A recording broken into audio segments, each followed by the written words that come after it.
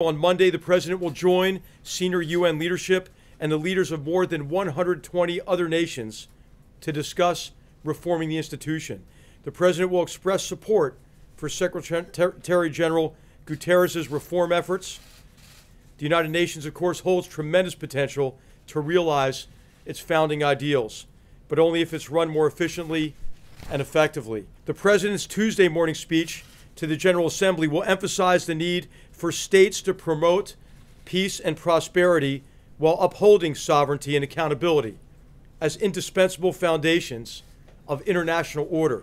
He will also host a lunch with the leaders of South Korea and Japan. As Kim Jong-un's most recent missile launch demonstrates, North Korea remains one of the world's most urgent and dangerous security problems. It is vital that all nations work together to do our utmost to solve that problem. I will tell you that next week is not going to be short on topics. I think, first of all, we can all say it is a new day at the UN. The UN has shifted over the past several months. It's not just about talking, it's about action.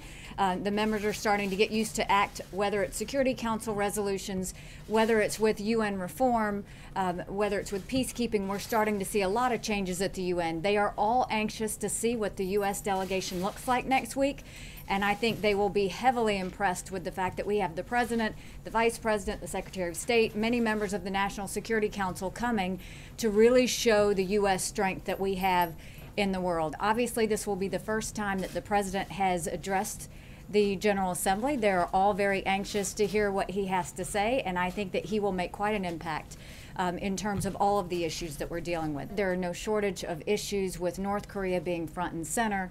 Iran will be an issue. Syria will certainly be talked about. Terrorism efforts and how we counter that is a huge topic on what we're dealing with, and obviously the humanitarian issues that we face around the world.